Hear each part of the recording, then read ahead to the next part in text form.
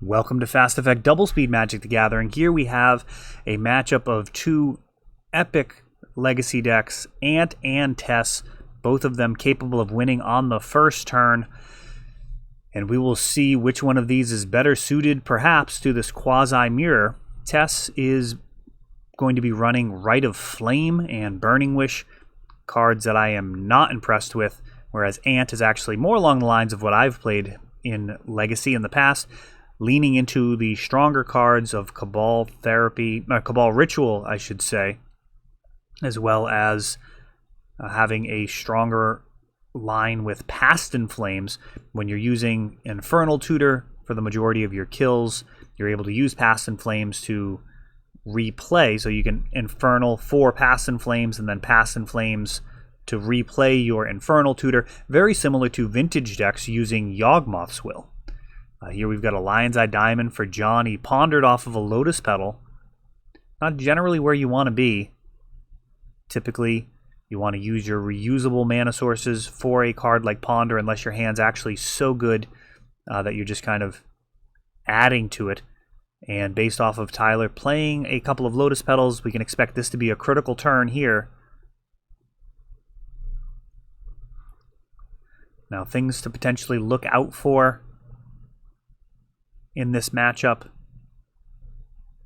include Veil of Summer.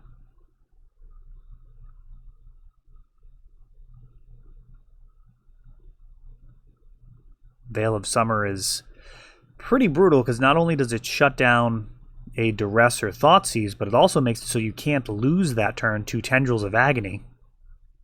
Wow. So a couple of Lotus Petals came down last turn. Now a couple of Chrome Moxes. And Ad Nauseam is found. John just completely dead in the water as he's sitting there with just a Lotus Petal. So Tyler basically goldfishing here. Technically this Ad Nauseam should be on the stack, not in the graveyard. But he is going to start losing a little bit of life. A Lotus Petal and an LED. Oh, all right. So as we're seeing more of this, Tyler actually a little bit more TES-like than I expected. That Rite of Flame, I think, is probably the controversial card. You just contrast it with Cabal Ritual. It's such a strong contrast. I mean, Rite of Flame's not a good card. And Cabal Ritual is absolutely insane. It's like actually better than Dark Ritual a sizable amount of the time. It adds an additional mana. I mean, if you could play a deck with 8 Dark Rituals compared to 4 Cabal Ritual and 4 Dark Ritual, you would. But that said, I mean, Dark Ritual is certainly a mistake from a design perspective. It is over the top. It's not quite Black Lotus, but it is not that far off the mark. And Cabal Ritual, it often functions as a Black Lotus, going +3 mana. It's also not hurt nearly as much by effects like Trinisphere or Thorn of Amethyst. Certainly not hurt the same by Chalice of the Void. I mean, there are a slew of artifacts that you can really get past with Cabal Ritual, which, I mean, TES just runs headlong into. You really need to win on like the first turn versus a deck playing with Chalices and any type of sphere effects. It's just too much for TES to overcome most of the time. Again, needing to use a Lotus Petal for a Ponder. John has a fetch land into an Underground Sea. And there's some card advantage that's been lost here. He's going to throw what looks like a foil 7th Duress. Very nice. And we have a couple of Burning Wish, a couple of LED, and a Wishclaw Talisman. That is a very dangerous hand.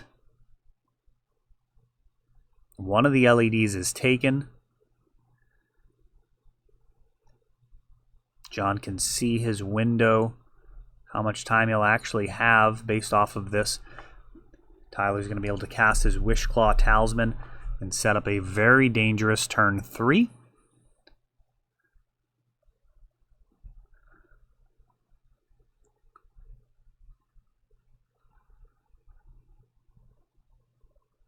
I wonder if the decks are just switched. Have we seen anything on John's side?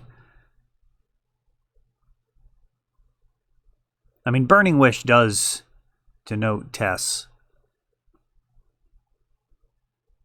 I have tried running it in my own builds of Storm over the years. Just in general, it's just not as strong as a Demonic Tutor style card. Oh, and he top decked a LED like a savage.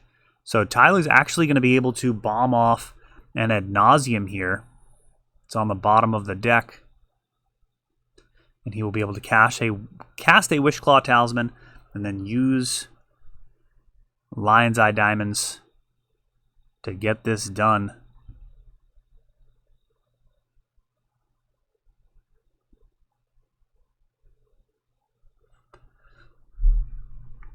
Now, Tyler had won the first game.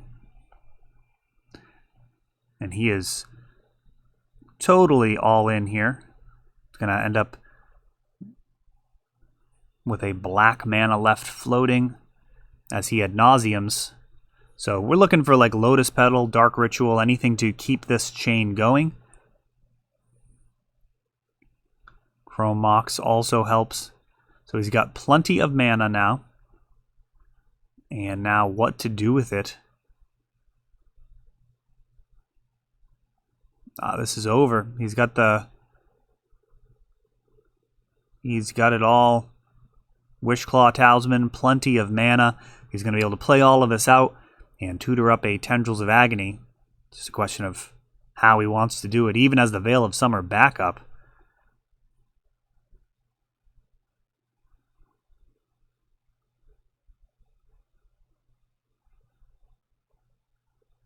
And that will do it. John has a Flusterstorm, but the brutal thing about Flusterstorm is it does require keeping that mana open, and there are a bunch of developmental turns that are possible now with the advent of Wishclaw Talisman. Just a turn 2 Wishclaw.